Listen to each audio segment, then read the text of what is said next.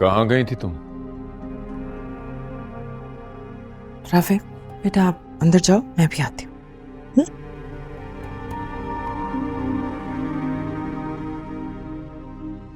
आप अभी तक सोई नहीं? रात काफी हो गई है। अच्छा, तुम्हें एहसास है कि रात काफी हो चुकी है। बात को घुमाओ नहीं, मुझे बताओ कहाँ गई थी? आपका यूं मेरे लिए फिक्रमंद होना मुझे अच्छा लगा। आपको मेरी फिक्र करने की कोई जरूरत नहीं है। आपकी तसल्ली के लिए आपको बता देती हूं, मैं अमल से मिलने दिलशाद हाउस नहीं गई थी। मैं वाकई हार चुकी हूं, आपको समझते समझते और इस बेजान रिश्ते को निभाते निभाते। मैं राफे के कमरे में जा रही हूं, आप ही सो जाइए, रात बहुत हो चुकी है।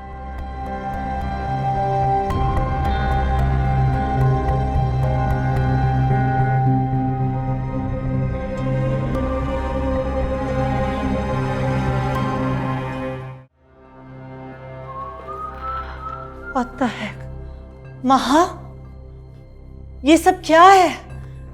मैंने तुम्हें मना किया था कि पार्टी में ये सब मत करना, और तुमने ज़हीन का ख्याल रखना था, तुम खुद शामिल हो गई। तुम्हें मेरी बात समझ में नहीं आई? राइट, मुझे आपकी बात समझ नहीं आई। Sorry aunty. आंटी वो मेरी मॉम है। Enough is enough. अमल इधर आओ, तुम मिस ज़हीन को इसके कमरे में लेके जाओ, जाओ। सॉरी आंटी, ये मेरा काम नहीं है। आप किसी सर्वेंट से कह दें कि वो इन दोनों को इनके रूम में फेंकवा दे। किस तरह से बात कर रही हो तुम मुझसे? अपना लहजा दुरुस्त करो। आप मेरे लहजे को कसूरवार मत ठहराइए, क्योंकि आप लोगों को यही लहजा समझ आता है। तुम दोनों पार्टी में भी इसी तरह की हरकतें करते रहे हो ना? सब लोगों ने देखा होगा। Now listen to me you two। अगर मुझे बिजनेस में लॉस हुआ ना तुम दोनों की वजह से, तुम्हारी रेपुटेशन की वजह से, तो मैं छोड़ूंगी नहीं तुम दोनों को। हे मॉम रिलैक्स, कुछ नहीं होगा, गुस्सा मत करें प्लीज।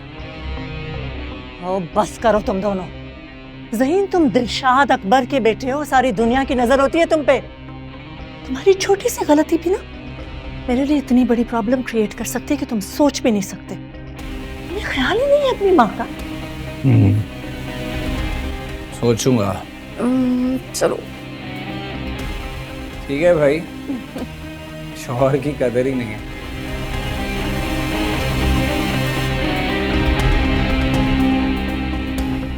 Oh God. मैडम, मेरी बेटी की हालत बहुत खराब है। तुम्हारी बेटी की तबीयत बिगड़ गई है तो यहाँ क्यों चले आए हो? मैं डॉक्टर नजर आ रही हूँ तुम्हें, उसको अस्पताल लेके जाओ। मेरा मुंह क्या देख रहे हो? हॉस्पिटल लेकर गया था, डॉक्टर ने कहा कि अगले 12 घंटों में अगर उसका ऑपरेशन ना किया तो। हाँ तो ये कहो ना कि पैसों की जरूरत है तुम्हें। जी मैडम, मदद कर दे मैडम, मैं जिंदगी भर आपका एहसानमंद रहूंगा। मेरे बच्चे भी आपके गुलाम रहेंगे। अच्छा, जाओ रेहान से जाके 25,000 ले लो, जाओ। 25,000 मैडम? क्यों, अब क्या मुसीबत है? मैडम डॉक्टरों ने 8 लाख रुपए मांगे और ये कहा है कि 4 लाख रुपए ऑपरेशन से पहले जमा कराने होंगे, वरना ऑपरेशन नहीं होगा। Are you kidding me? 8 lakh? तुमने मुझे कोई नोट छापने की मशीन समझ रखा है या फिर कोई खैराती इदारा नजर आ रही हूं मैं तुम्हें कि मुंह उठा के मुझसे 8 लाख रुपए मांग रहे हो? जाओ अपनी बेटी को किसी खैराती अस्पताल में डालकर आओ, जाओ यहां से। खैराती अस्पताल वालों ने तो जवाब दे दिया है। आप मुझे उधार समझ के ही दे दें, मैं लौटा दूंगा, वरना मेरी बेटी मर जाएगी। तो मैं क्या करूं? मैंने तुम्हारी बेटी की जिंदगी का ठेका ले रखा है क्या? और मैं तो तुम्हें 1 रुपया नहीं देने वाली। जिसे देखो मुंह उठा के भीख मांगने चला आता है। Get out from here now.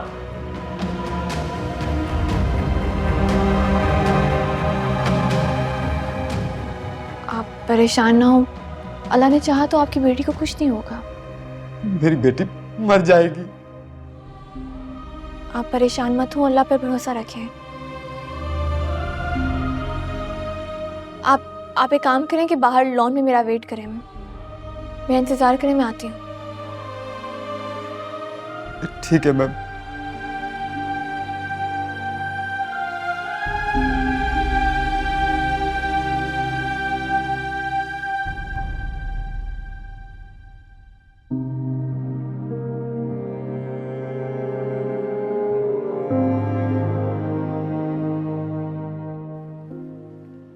ये लीजिए।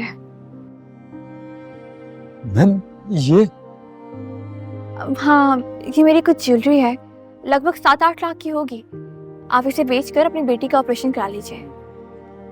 लेकिन मैम ये मैं कैसे ले सकता हूँ? देखिए, आपके पास टाइम नहीं है।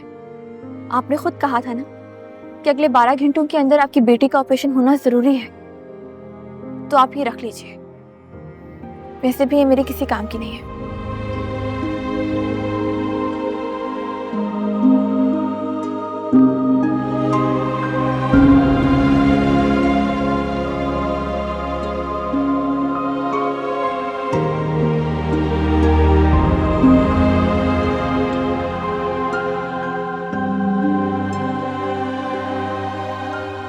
क्या बात है बेंजामिन, मैं देख रहा हूँ कि तुम थोड़ी सी परेशान, थोड़ी सी कंफ्यूज्ड हो। खैर तो है?